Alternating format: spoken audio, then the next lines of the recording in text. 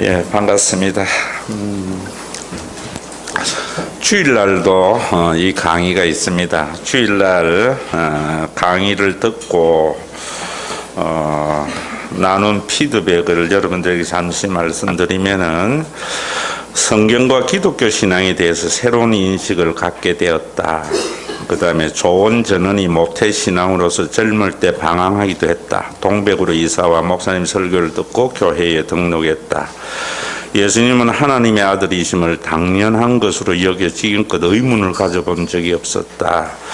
모태 신앙이지만 젊어서 잠시 교회를 떠났다가 이사를 와서 교회에 나오게 됐다. 많은 교제를 이어나가고 싶다. 신앙생활에 부침을 겪은 성도들과 서로 신앙에 대해서 나누면서 공감할 수 있었다. 그동안 덮어놓고 맹신을 강요하는 교회들의 행태에 지쳐 있었다. 이해하고 납득할 수 있는 믿음을 가질 수 있게 되어 유익했다.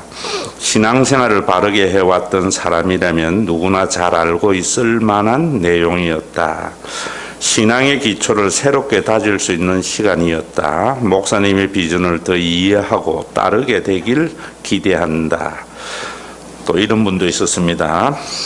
친언니가 이 강의를 꼭 들었으면 좋겠다는 생각이 들었다. 왜 어째서라는 의문을 입 밖으로 내놓기가 금기시되었던 신앙생활을 해왔는데 이런 강의를 듣게 되어 감사하다. 이제 내 아이에게도 예수님이 하나님의 아들이신 이유를 설명할 수 있게 되었다. 신앙의 본질에 대해 고민하고 내 신앙을 살펴보는 시간이었다. 그리고 많은 질문들도 있었습니다. 여러분들 강의를 대하면서 절대로 목사님 형편 봐서 믿어주는 그런 신앙 가지면 안 됩니다. 내 속에 있는 의문은 사단이 주는 거다. 그래서 그런 것들은 나쁜 거다. 이런 말 자체의 전제가 다 잘못된 겁니다. 여러분들이 진리이기 때문에 확실히 믿을 수 있어요. 그래서 흔들리지 않아야 되고, 또 내가 믿는 바를 그냥 나는 믿어지는데 왜 당신은 안 믿어? 이런 건 맹신입니다. 여러분들이 내가 어떻게 해서 믿게 되었는가를 구체적으로 다른 사람들에게 확실히 말해줄 수 있는 이런 인격적인 신앙을 가져야 되겠죠. 이번 기회에.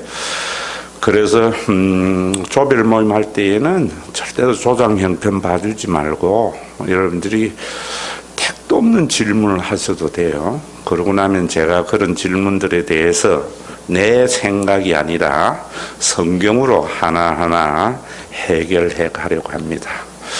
왜 이런 저는 목회를 하면서 이 신과 회복이 있는 잔치 이거 외에는 특별한 성경 공부 없습니다. 그저 수요일 날 성경 공부를 대신하는 그런 예배를 드리고 있는데요.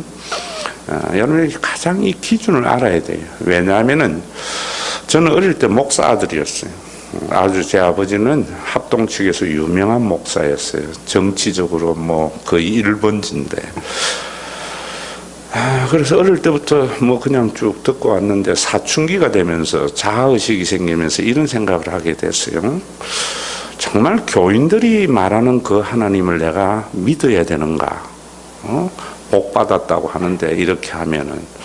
근데 내가 보니까 예수 믿는 사람들 중에 더 못 사는 사람들이 더 많더라고. 예수를 안 믿는 사람은 자녀도 잘 되고 모든 것이 잘 되는 것이 많더라고요. 또 자기에게 잘 보이면은 하나님이 복 주고 못 보이면은 벌 준다고 하는데 그런 하나님을 선하다고 할 수 없을 것 같더라고요. 정말 진짜 선한 하나님은 자신의 마음에 안 들어도 사랑하고 복 주는 하나님이 아니겠느냐. 이런 자아의식이 생기면서 어느 누구에게도 그런 질문을 할 수 없었어요. 그리고 교회에 이래 다니는데 내가 볼 때는 교회의 교인들이 정말 세상에 있는 친구들보다도 더 상대에 대한 이해가 없고 또 뭐 조그마한 문제만 있으면은 진리의 잣대를 자기네들이 가지고 있어서 그런지 이렇게 따지고 이러는 걸 보면서 왜 저런 교회를 다녀야 되는가 이런 생각도 들었어요. 그때 나에게 대답해 주는 것은 뭐냐면은 그래야지 천당 간대요. 그래 천당은 어떻게 가느냐 물으니까 예수 믿으면 간대요. 그러면 죽을 때 예수 믿는다고 하면 되지. 왜 이렇게 일찍 믿어서 주일날 놀러도 못 가고 또 11조도 해야 되고 왜 이런 생활을 해야 되느냐 하는 의문이 들었어요. 이런 의문에 대해서 어느 누구 하나 명쾌한 대답을 해주지 않더라고. 그래서 돈만 많으면 행복할 거라고 생각을 해서 대학을 졸업하고 참 큰 돈을 이렇게 만져봤어요. 감히 상상하지 못하는 돈을 만져봤는데 행복하지 않더라고. 근데 그때 어떤 생각이 들었는가 하면은 아버지 교회에 이북에서 아들을 하나 데리고 와서 사는 분인데 좋은 것만 있으면 우리 집에 가져와요. 참 이해가 안 됐어요. 자기 먹지, 자기 먹을 것도 없는데, 먹으면서 참 좋기는 좋았는데, 이해는 안 되더라고요. 왜 좋은 거 있으면 목사님 갖다 줘야 되는가. 그런데 그때 어떤 생각이 들었는가 하면은, 참 그렇게 주면서도 너무나 행복해요. 내가 볼 때는 행복해 할 조건이 하나도 없는데, 그래서 내 생각 속에 많은 것을 가지고 있으면서 행복을, 나는 뭐 돈만 많으면 행복할 줄 알았거든요.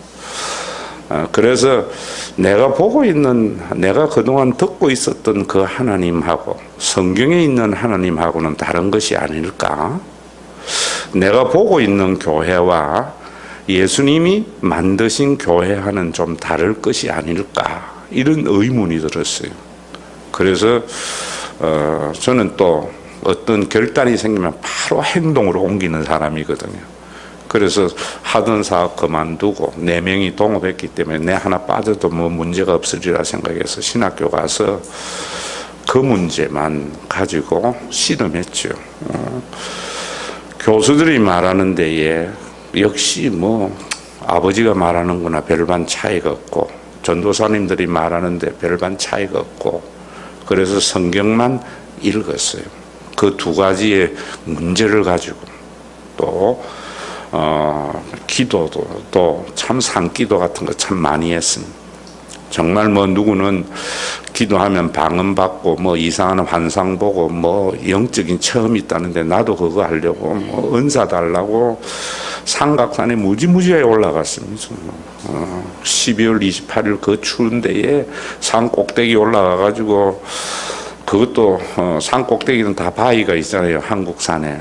그 바위 밑에서 이런 데 하면 좀 좋은데 하나님은 그 꼭대기 있는 줄 알고 비닐 한 자락 뒤집어 쓰고 밤새 기도하고 또 했는데 그 문제에 대한 해답을 얻게 되었어요. 그래서 목사가 돼야 되겠구나. 내같이 돈만 많으면 행복할 거라고 생각하는 그런 사람들에게 또 기독교에 대해서 굉장히 오해가 있는 사람들에게 진짜 성경이 말하는 하나님, 예수님이 만드신 교회에 관하여 내가 전해야 되겠다. 이러고 이제 지금까지 제가 목회하면서 이 두 가지를 기준으로 해서 신영광교회, 그 다음 백석대학교회 또 이곳에 와서 개척을 했어요. 그리고 수요일 날은 이 관점에서 성경 전체를 볼 수 있도록 성경의 소선지서나 여러 가지 숲을 보는 눈들을 수요 예배 때에 교인들에게 이렇게 가르쳐주고 있어요. 아마 여러분들에게도 말 안 하지만 그런 고민들이 저에게 있었으리라 생각해요. 그런데 제가 얻은 대답은 예수를 믿으면은 구원을 얻는다 그러고 예수를 믿으면은 천국에 간다고 하는데 예수를 믿는 것이 뭔지를 모르는 것 같아요, 교인들이. 대단히 죄송한 것은 지금 제 발음이 앞니빨을 지금 임플란트 한다고 5개나 빼가지고 가짜 치아를 이어서 지금 이래요. 그래서 이번 기회에 여러분들도 한 5시간 하면서 정말 예수님이 뭔가 가장 기초적인 것부터 정리를 좀 했으면 싶어요. 그리고 그러기 위해서 여러분들에게 제가 요구하는 것은 그동안 들어왔던 모든 신앙의 전제나 여러분들의 경험을 내려놓으라고요. 빈 마음으로 안 들어보라고요. 그리고 평가는 여러분들이 하세요. 예수를 믿는다고 할 때 우리는 성경을 먼저 생각하잖아요. 그러면 이 성경은 사람들이 경이라고 생각해요.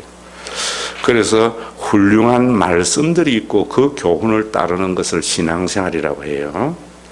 그래서 교회에 올 때에도 예수님 말씀, 목사님의 좋은 말씀을 들으려고 오고, 또 예수님을 4대 성인 중에 한 사람인 줄 알고 예수님을 삶의 모범으로 삼아서 그분을 따르려고 하는 것을 신앙생활이라고 생각해요. 전혀 오해입니다. 말은 행위 구원이 아니고 은혜의 종교라고 하면서 그래 되면 다 행위잖아요. 뭐 예수님 모범 따라가는 것, 성경 말씀 듣는 것. 근데 성경이라는 말 자체가 잘못됐거든요. 원래 이 성경은 언약서라는 거예요. 하나님이 인간에게 해주신 약속이라는 말이거든요. 그래서 성경은 우리가 교훈을 얻는 책이 아니에요. 좋은 말씀을 얻는 것이 아니에요. 성경은 예수님을 말씀하는 거예요. 예수님이 태어나기 훨씬 전 BC 1400년부터 예수님에 관한 예언을 하나님이 주신 거예요. 그리고 예수님은 그 예언대로 이 땅에 오셨고, 또 나중에 제자들과 뒤에 있는 많은 신앙인들은 자기네들이 오해했던 그 구약의 성경이 예수님에 관한 것임을 알면서 신앙이 시작이 되는 거예요. 그걸 알게 되면은 예수 그리스도 안에 있는 구원이 우리 속에 구체적으로 경험하게 되는 겁니다. 아마 여러분들도 목사님의 좋은 말씀을 들으러 신앙생활 하신 분들이 있는데 그렇지 않아요. 또 훌륭한 어떤 종교인의 모범을 따르는 것도 아니에요. 성경이 예수님에 관한 말씀이고 그것이 구약 성경이 어떻게 예수님에게서 이루어졌는가 하는 것을 알고 받아들이는 것이 믿음이에요. 그렇게 되면 본 어게인, 새로 출생이 되어져서 전혀 이제까지의 다른 그런 삶을 살아요. 이제까지와 다른 삶이라는 것은 부자 되면 행복하다, 돈이 있으면 내 생명이 안전히 확보될 거다 라는 생각에서 그게 다 사라지는 건 아니에요. 전혀 새로운 가치관의 삶을 살아가요. 여러분들이 우리 교회의 교인들도 처음엔 잘 모르는 것 같아. 저희의 삶을 이래 보면은요, 여러분들이 전혀 다른 가치의 삶이 있습니다. 그저 외형적으로 신앙생활 하는 거 말고, 여러분들이 그런 삶을 우리가 하나 둘 살아갈 때 하나님의 나라가 이루어지거든요. 그래서 여러분들 이 교재에 이제 제 1페이지 1강 보세요. 성경은 예수님에 관하여 뭐라는가 하면은 하나님의 아들이라고 이야기를 해요. 여러분들은 자 이제 저를 보세요. 1강에 보면은 예수님이 하나님의 아들이냐라고 믿는 사람은 예수 믿는 사람이고, 예수님을 4대 성인으로 믿는 사람은 예수를 안 믿는 사람이에요. 예수님을 4대 성인, 하나님의 아들이라고 하면서 예수님의 가르침을 본받아야 된다고 하면서 목사님의 가르침에 창념하는 사람은 기독교인이지 거듭난 사람은 아닐 수가 있어요. 그래서 예수님이 하나님의 아들이심을 성경은 말하는데 요한복음에도 그렇게 말하고 있어요. 5장에 보면은 너희가 영생을 얻을 줄 알고 이 성경을 상고하거니와 이 성경이 나에게 예수님에 관한 말씀인 것을 모르는구나 이렇게 말을 해요. 유대인들은 구약 성경을 열심히 읽었어요. 왜? 영생을 얻고 구원을 얻으려고. 그런데 그들 속에 영원한 생명도 없었고 하나님의 의가 나타나지도 않았어요. 그래서 예수님이 이 땅에 오셔서 그 이유는 너희들이 구약이 예수님에 관한 말씀을 알지 못하기 때문이다 라고 말을 해요. 그러면 오늘도 이 첫 시간에 여러분들은 뭘 해결해야 되는가 하면 예수님은 진짜 하나님의 아들인가? 이 문제의 해결이 있어야 돼요. 예수님이 말했기 때문에 그래 믿는다. 목사님이 말했기 때문에 그래 믿는다. 많은 기독교인이 말했기 때문에 그래 믿는다 라는 게 아니에요. 여러분들 스스로가 진짜로 예수님은 하나님의 아들이 맞구나 하는 믿음을 가져야 돼요. 그 문제를 어떻게 해결하는가? 지금 오늘 우리가 그러려면 여러분들이 진짜 이런 생각이 들잖아요. 진짜 예수님이 하나님의 아들이 맞는가? 여러분은 어떻게 해서 예수님을 하나님의 아들로 믿게 되었어요? 다른 사람이 이야기해 줄 수 있어야 되잖아요. 어느 날 기도하다가 영감으로 받았다 이런 거 믿으면 안 돼요. 주관적인 작용일 수 있어요. 그리고 또 여러분들 속에 오늘 하나 해결해야 되는 것은 예수님이 유대인으로 오셨는데 유대인들은 예수님을 하나님의 아들로 안 믿잖아요. 그죠? 거짓 선지자로 믿거든요. 그러면 그들은 어떻게 해서 그렇게 됐는가? 이 두 가지의 문제가 해결되므로 여러분들이 예수님은 하나님의 아들로 확실히 믿어야 돼요. 자, 그러면은 1강에 거기 보면 마태복음 2장 1절과 23절에 이렇게 하고 있어요. 오른쪽에 성경 구절이 있죠. 예수님은 유대 베들레헴이라는 곳에 태어나셨고 나사렛이라는 동네에서 자라나셨어요. 이 베들레헴이나 나사렛은 예수님이 태어난 이스라엘의 지명이에요. 그리고 누가복음에 보면 예수님은 지혜와 키가 자라가면서 사람들에게 더욱 사랑스러워 갔다라고 말을 해요. 그리고 요한복음 4장 6절에 보면은 예수님은 여행을 하면서 피곤해 하셨고 또 친구 나사로의 죽음에 눈물을 흘리기도 했어요. 자, 저를 보세요. 예수님은 우리와 똑같은 육신을 가지고 이 땅에 오셔서 태어나신 분입니다. 이스라엘 땅에 유대인으로. 그런데 중요한 거는 뭐라는가 하면은 마가복음 1장에 보면은 예수님의 마가는 예수님의 수제자 베드로의 통역관이었어요. 그래서 마가복음은 베드로 복음이라 해도 무관해요. 예수님을 말하기를 뭔가 하면 하나님의 아들 예수 그리스도다 이렇게 말을 해요. 똑같은 사람이었는데 또 베드로는 예수님과 한 동네의 갈릴리라는 지역에서 사셨기 때문에 누구보다도 예수님을 잘 알아요. 그런데 예수님을 하나님의 아들이다라고 말을 해요.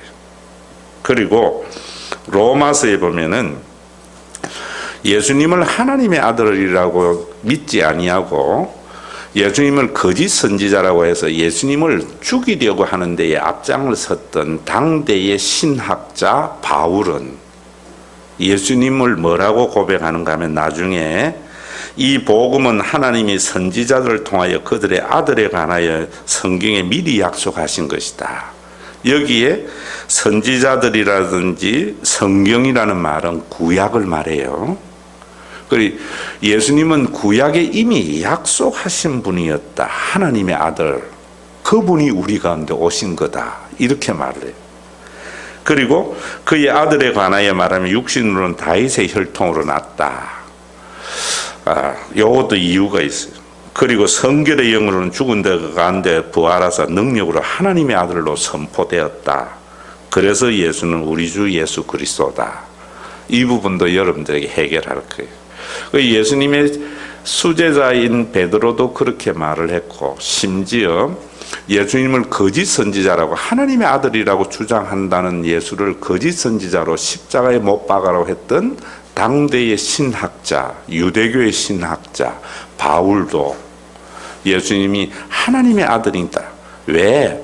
구약의 모든 예언이 예수님이 하나님의 아들이신 것을 증거한 거다라는 깨달음을 가진 거예요.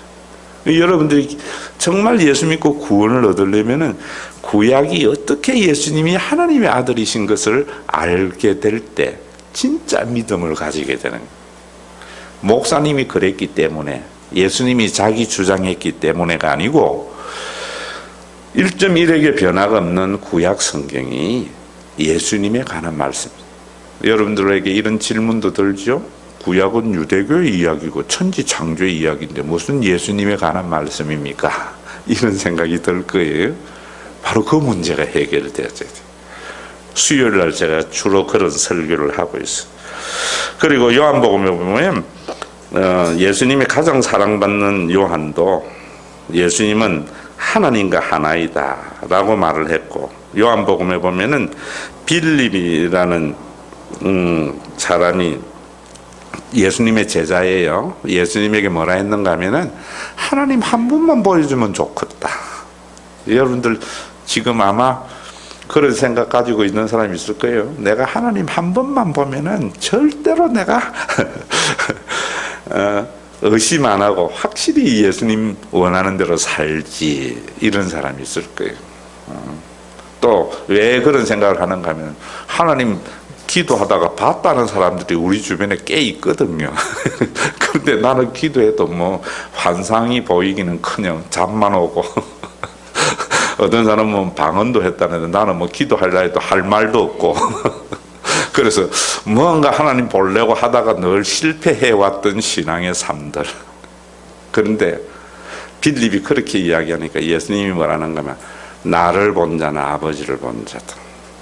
그러면 예수님을 보면 어떻게 하나님을 보는 것이 되는가, 이거 알아야 돼요. 그런데 한국의 기독교인들은 자꾸 기도하다가 환상 본 걸 하나님 봤다고 하니까 도깨비 신앙 된다, 무당 신앙이 되는 거예요. 진짜 신앙은 예수님을 보면서 하나님을 보게 되어져야 돼요. 이 문제 해결을 하는 거예요. 그래 되면은 제가 앞에 이야기한 대로 교인들이 말하는 그런 하나님 말 안 해요. 또 그런 사람들이 모이게 되면은 우리가 찌고 뽑는 그런 교회가 되지 않아요. 희한한 하나님의 나라를 경험하게 되죠. 자, 두 번째로 그 뒤에 한 페이지 넘기면은, 그렇다면은 우리의 의문 속에 뭐냐면 정말 예수님은 하나님의 아들이신가 하는 문제예요. 그죠?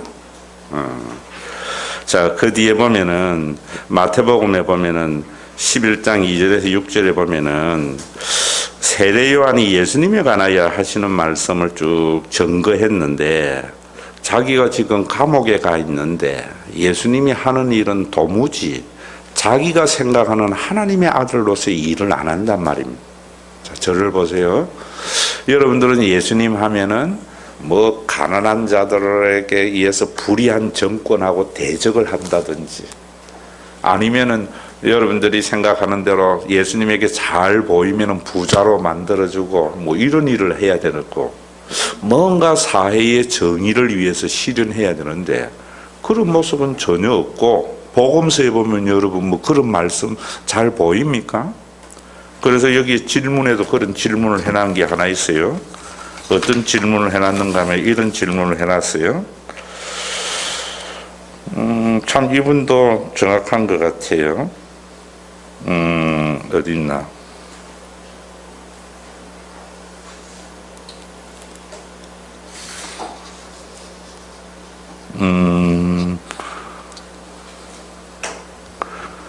있었는데?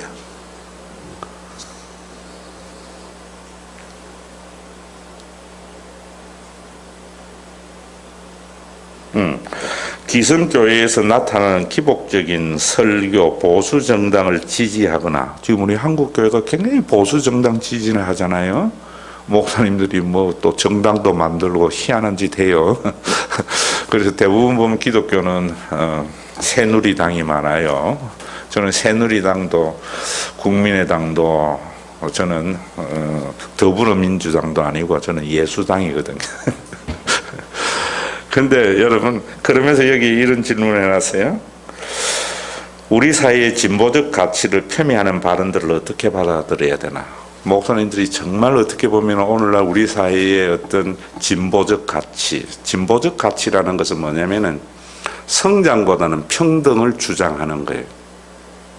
또 없는 사람 편드는 것이 진보적 가치, 진보는 그런 가치예요. 좌파라는 게 그런 거예요. 그런데 우리나라는 그 좌파에 종북이라는 딱지를 붙여가지고 굉장히 나쁜 이미지를 심어주는 거예요. 좌파하고 종북은 완전히 달라요. 좌파는 너무나 좋은 건데 종북은 나쁜 거거든요. 지금 우리 한국의 기독교가 공산주의의 박해를 너무나 많이 받았던 기독교이기 때문에 그 공산주의가 좌파로서부터 파생된 도깨비 신앙이 북한에 공산주의예요. 그래서 공산주의와 좌파를 동일시하는 경향이 있거든요. 그래서 요즘 젊은 아이들이 교회 떠나는 이유가 목사님들이나 교회 모습을 보면 전혀 뭐 말로는 뭐 약자의 편이라 하고 뭐라고 이야기하는데 그런 모습이 전혀 안 보이거든요. 그러면 정말 예수님은 약자를 편드는 좌파가 기독교냐? 그것도 아니에요, 여러분. 그거 아셔야 된다. 그런데 성경에 보면 그런 거 없잖아요. 뭐 가끔 가다가 가난한 자에게 아름다운 소식을 전하는 거 이런 거 나오고 뭐 또 가늠한 여인에게 돌 던지는 자에게 뭐 그런 이야기는 나오고 그 대부분 보면은 그런 이야기가 별로 없거든요. 그저 뭐가 나오는가 하면 예수님은 소경의 눈을 뜨게 하고 안전뱅이를 걷게 하고 또 뭐 심심하면은 물고기 두 마리와 떡 5덩어리로 5,000명을 먹이기도 하고 물 위에 걸어가기도 하고 이런 게 성경의 대다수잖아요.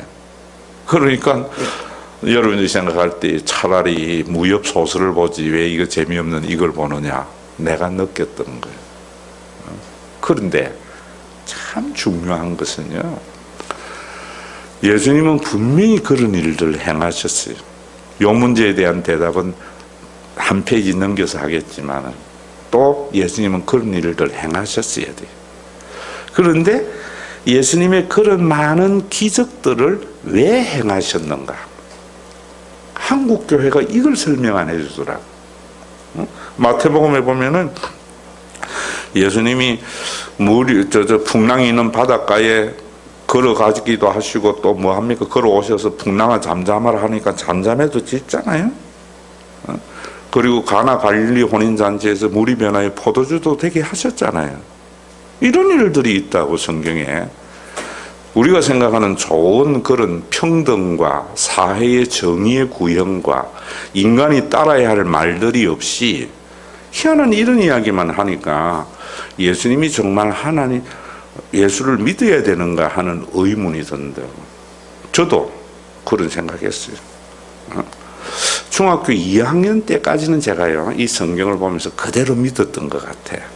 그래서 예수님이 바다에 물 위로 걸어가는 걸 보면서 저도 물 위로 걸어갈 수 있다고 생각했거든요. 왜냐하면 그때까지만 해도 제가 무협 소설에 굉장히 심취했거든.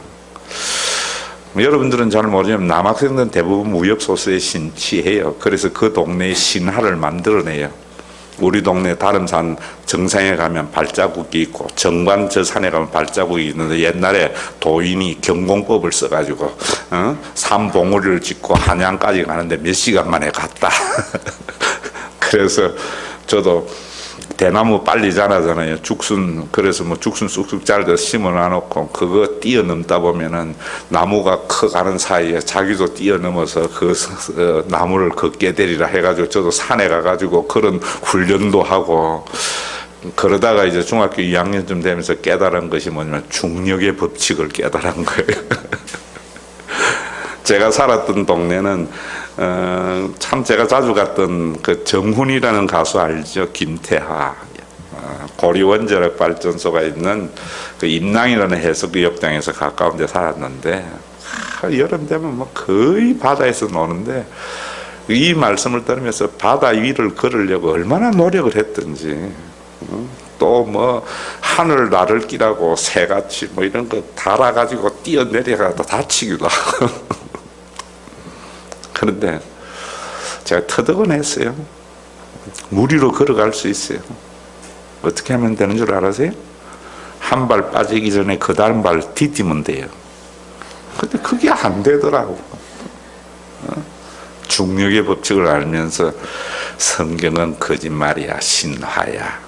내가 이런 결론 내리면서 나는 아버지에게 밥 얻어먹을 능력, 안 얻어먹을 능력만 생기면 난 교회 졸업한다 이랬어요. 그런데 돈 벌어보니까 행복하지 않았어. 신학교 가서 깨달은 게 이거예요. 제가 성경 보면서 신학교에서 배운 것도 아니에요, 사실은. 예수님이 행하신 그 표적은 구약에 예언되어져 있더라고. 구약에 참 하나님의 백성들이 불의했어요. 응?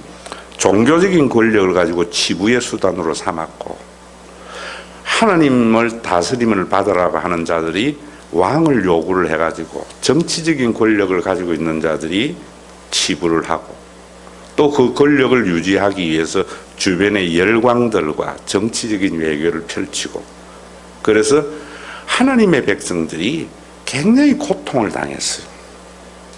그럴 때에 이제 구약의 선지자들이 하나님의 말씀을 대언한 거거든요. 너희들이 생각하는 그런 왕 말고, 세상의 영웅 말고, 너희를 7만 불 국민소득을 만들어 주겠다고 하는 그런 자가 말고, 하나님이 자기의 아들을 보내어 주어서 메시아의 시대가 너희 가운데 도래하게 될 거다.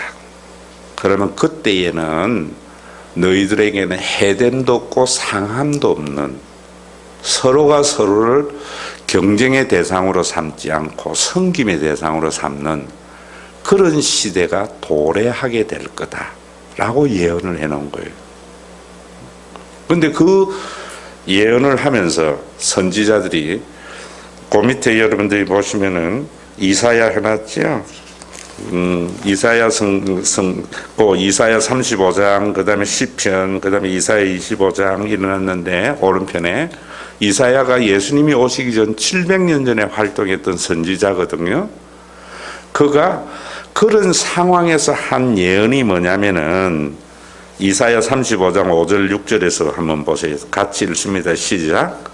그때에 맹인의 눈이 밝을 것이며 못 듣는 사람의 귀가 열릴 것이며, 그때에 저는 자는 사슴같이 뛸 것이며 말 못하는 자의 혀는 노래하리니. 자, 이 말씀이 하나님께서 너희가 생각하는 그런 영웅을 보내는 것이 아니라, 하나님의 아들이 너희 가운데 와서 오면은 메시아의 시대, 그때 카이로스가 때가 이루어질 때에는 그 이루어진 표시가 뭐냐면, 맹인들의 눈이 밝아지며 귀머거리가 듣게 되어지고 저는 자가 뛰어다니는 이런 일들이 일어날 거다, 이렇게 예언을 해놓은 거예요. 자, 이제 정확하게 여러분들 이 믿음을 해서 보세요. 이 성경을 날마다 읽었던 유대인들이, 그러니까 유대인들은 예수님 당시에 로마에 의해서 수탈을 당하고, 또 종교적인 지도자나 정치적인 지도자 헤롯에게는 전혀 소망이 없이 그저 허덕일 때에 성경을 읽는데, 무슨 말씀이 있는가 하면은 해됨도 없는 상함도 없는 그런 것. 왕은, 재판관은 뇌물을 받고 재판을 불이하게 하지 아니하고, 과부와 고아들에게도 먹을 것을 걱정하지 않는 그런 새로운 시대가 도래할 거다라고 이야기를 하면서, 그런 시대가 오면은 하나님의 아들이 와서 할 때의 표적이라는 것이 맹인의 눈을 뜨고 귀머거리가 듣게 되고 안전병이가 일어나는 일이 있을 거다라고 이야기한 거예요. 그러니까 예수님 당시에도 유대의 역사 가운데 끊임없이 나타나는 것이 뭐냐면은, 자기가 이사야에 예언하였던 그 메시아다, 하나님의 아들이다, 나로 인하여 새로운 시대가 전개될 거다 라는 사람이 수도 없이 나타나는 거예요. 지금 뭐 신천지나 이런 데서 그런 이야기 하듯이, 또 우리나라 정치가들이 내가 대통령 되면 너희들에게 희망을 줄 거라고 하는 수많은 사람들이 나타나듯이, 그럴 때에 유대인들은 네가 이사야 성경에 예언되어져 있는 그 메시아라면 표적을 보여다오라는 거예요. 그러니까 이런 일들이 일어나면은 우리는, 야, 지금 내가 여러분들에게 여기에 이제 나면서부터 소경된 자를 제가 떡에 해서 봤어요. 38년 동안 병자가 되어서 침상에 누워있는 자에게 내가 일어나 걸어라 라고 이야기를 하니까 벌떡 일어나 걸어요. 그럼 여러분들은 어떤 생각을 하겠어요? 야, 우리 목사님 능력 있네, 내 병도 고쳐줄 수 있겠네, 이런 생각하겠지요. 그건 여러분들이 지금 한국적인 사고를 가지고 있는 거예요. 그러니까 올바른 믿음이 안 생기는 거죠. 믿음이 최초로 생겼던 그 시대의 상황에 대한 이해가 있어야 되는 거예요. 그럼 유대인들에게는 날마다 이사야 성경을 읽어요. 그래서 지금 내가 소경의 눈을 뜨면은 이 사람들은 어떤 생각을 하겠어요? 우리 목사님은 이사야가 예언한 하나님의 아들이구나. 이 고백을 하는 거예요. 그럼 여러분들이 예수님이 행하신 그 표적을 보면서 어떤 신앙을 가져야 되냐면, 예수 믿고 나도 병 고침 받아야지, 예수 믿고 나도 부자 돼야지라는 믿음이 아니라, 그거는 목사님들이 만들어낸, 일부 목사님들이 만들어낸 신하고, 성경이 말하는 것은 뭐예요? 예수님은 이사야에 예언되어져 있는 하나님의 아들이시구나. 그래서 그분에 의해서 해됨도 없는, 상함도 없는 새로운 시대가 전개되구나. 이거 기대해야 돼요. 응? 그리고 풍랑이는 바다를 잠잠케 한 것도 시편 89편에 보면은 주께서, 하나님은, 여러분들 하나님 하면은 잘 보이는 자에게 복 주고 못 보이는 자에게 벌 준다는 것은 일부 종교인들이 만들어낸 신화예요. 자, 이 부분도 깨뜨려야 돼요. 유대인들에게 하나님은 바다의 흉용함을 잠잠케 하는 조물주라고 하는 거예요. 그래서 풍랑이는 바다를 잠잠케 예수님이 했을 때 제자들이 진실로 진실로 이분은 하나님의 아들이구나 라고 고백을 하게 되는 거예요. 마태복음에 보면. 자, 저와 여러분들은 지금 제가 또 강릉 가야 되는데 곧 바닷가에 가서 목사님 한 분이 돌아가셨어요. 가서 여러분, 제가 풍랑이는 바다를 잠잠케 했을 때 여러분들 뭐라 그랬어요? 아니, 목사님 진짜 한 번 더 해보세요 하든지. 야, 우리 목사님 대단하네. 교회에 그런 신화가 많으면은 교인 많이 모여요. 우리 목사님 기도만 하면은 우리 교회는 야유회 갈 때마다 그쳤던 비가 그치게 되고, 희한하게 제주도 갔는데 우리는 버스가 되면 비가 그쳤다가 버스 타면 비 오고, 이런 신화 얼마나 많이 만들어내요. 사실은 그런 것 많이 믿고 사람들이 모인다고. 그러면 교회는 많이 모이는데 해됨도 없는, 상함도 없는 하나님의 나라가 이루어지지 않는 게 문제란 말이에요. 예수님께서 풍랑을 잠잠케 한 것은 예수님이 그런 능력이 있는 걸 보여주는 것이 아니라 너희들이 기대하던 그 하나님, 그래서 너희들은 나를 본 자가 누구를 보게 되기라고? 하나님을 보게 될 거야. 그래서 여러분들은 예수님을 보면서 여러분들이 생각해왔던 그 하나님 말고, 빌면은 복주는 하나님 말고 진짜로 성경이 계시하는 그 하나님을 만나셔야 돼요. 그게 복음이에요. 물이 변하여 포도주가 되게 한 것도 이사야 25장 6절에 보면은 같이 읽습니다. 시작. 만군의 여호와께서 이 산에서 만민을 위하여 기름진 것과 오래 저장하였던 포도주로 연회를 베푸시니 곧 골수가 가득한 기름진 것과 오래 저장하였던 맑은 포도주로. 그러니까 뭐라고 이야기하는가 하면은 하나님의 아들 메시아의 시대가 되면 뭐가 시작이 된다고? 오래 저장하였던 포도주로 연회를 베푸는. 잔치는 보세요. 저를 보세요. 잔치는 풍성함이 있어요. 어느 누구 하나 잔치집에 배고프면 안 돼요. 기쁨이 넘쳐야 돼요. 그런데 우리 한국의 어떤 교인들은 보면은 수련회 가서 지 혼자 경건해가지고 저 가서 저 세상 말세야 기도해야지, 와서 놀고, 수련회는 와서는 그래도 우리가 불 받고 가야지, 응? 그러면서 우리 교회는 수련회 가도요, 제가 시작 5분, 끝날 때 5분 말고는 그냥 놀아요. 그럼 어떤 분들은 소극적 경건주의에 속해 있는 자들은 와서 그러니, 참 신과 회복 있는 교회는 문제구나. 이런 수련회 와서 은혜 받을 기회에 은혜는 안 받고 이게 뭐 하는 짓인가?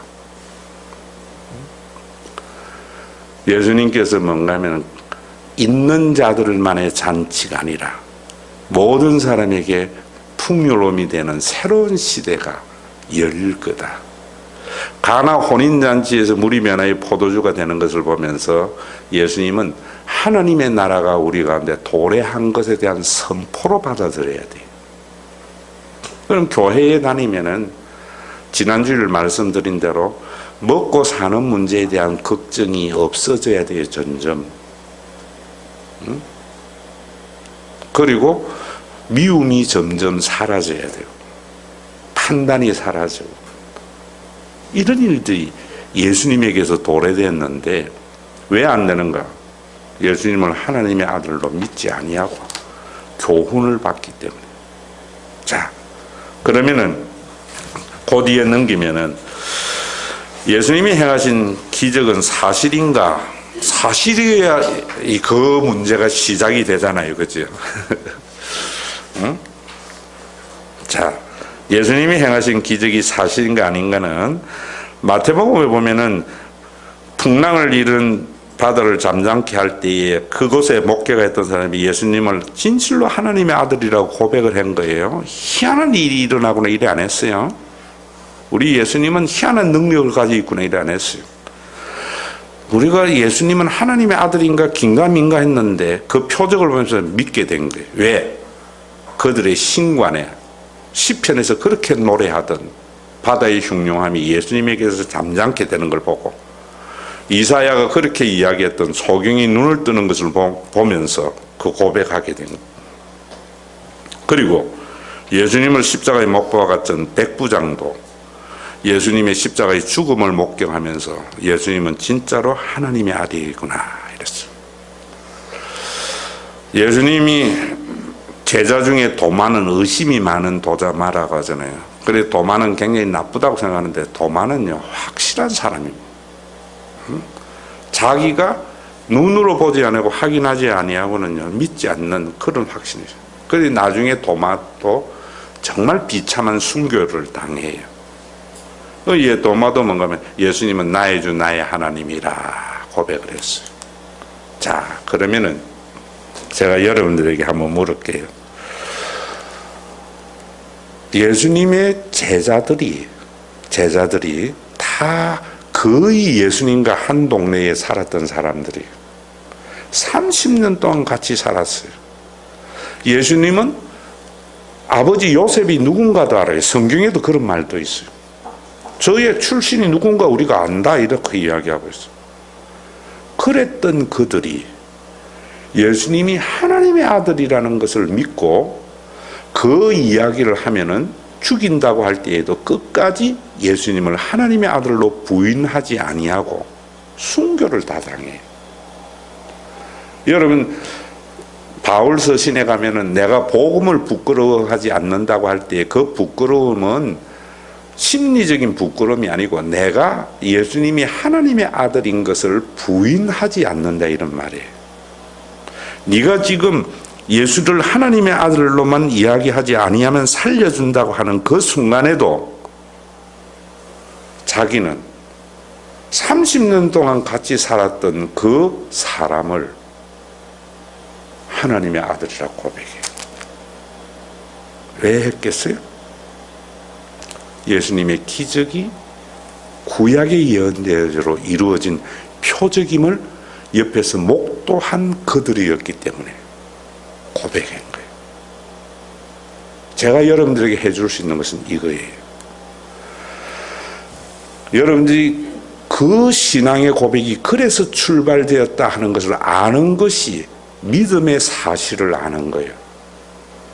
그 사실을 그들이 믿은 그 신앙의 고백의 이야기를 듣고 나도 그들과 같이 하나님의 아들로 믿는 신앙이 돼야 돼요. 다른 사람이 당신은 어떻게 해서 하나님의 아들을 믿게 되었느냐 할 때에 나는 이렇게 해서 하나님의 아들로 믿게 되었다 라고 말해 줄 수 있는 거예요. 이런 신앙은 흔들리지 않아요. 자, 그러면은 여러분들 속에 또 다른 질문이 생겨요. 그 다음 편에 넘겨보세요.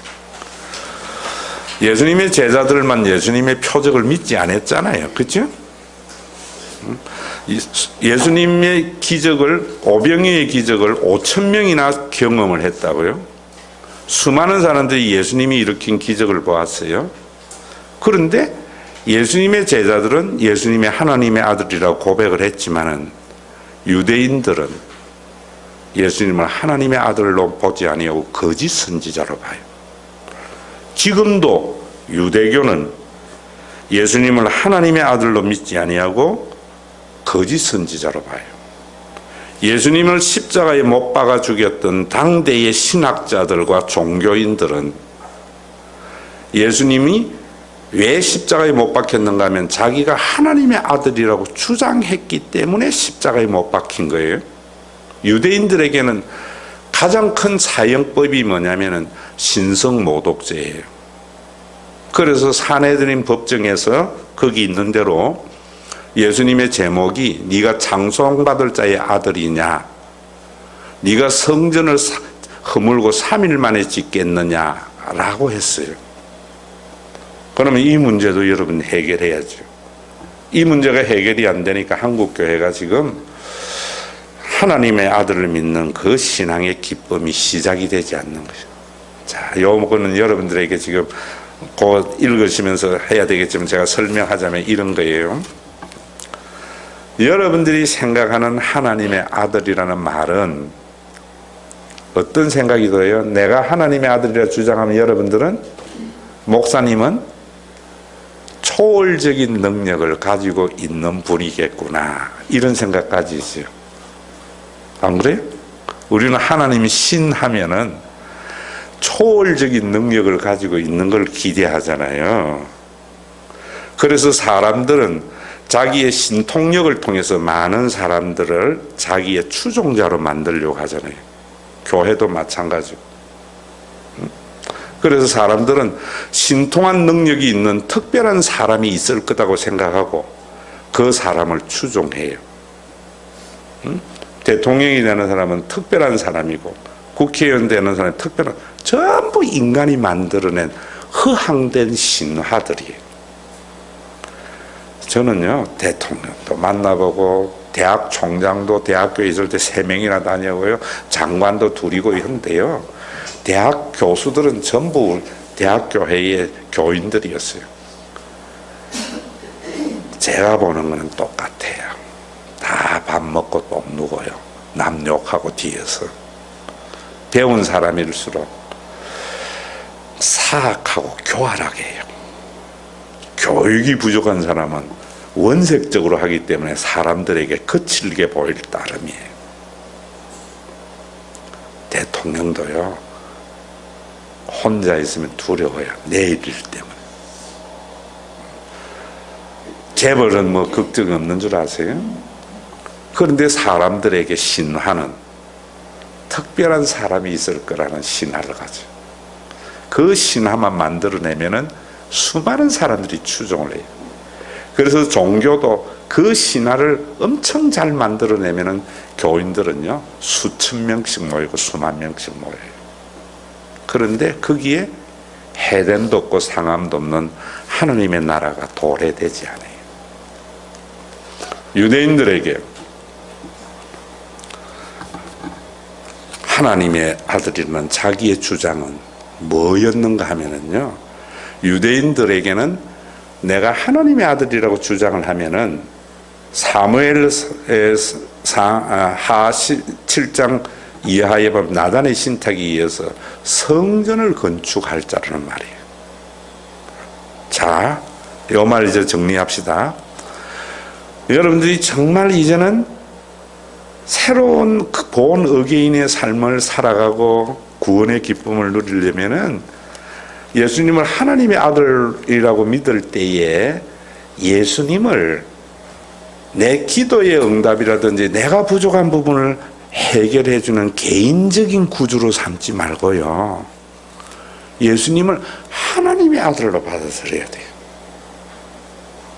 그런데 그 하나님의 아들은 뭐 하는가 하면 성전을 건축한다고 이야기하고 있거든요. 사무엘 하 7장에 보면은.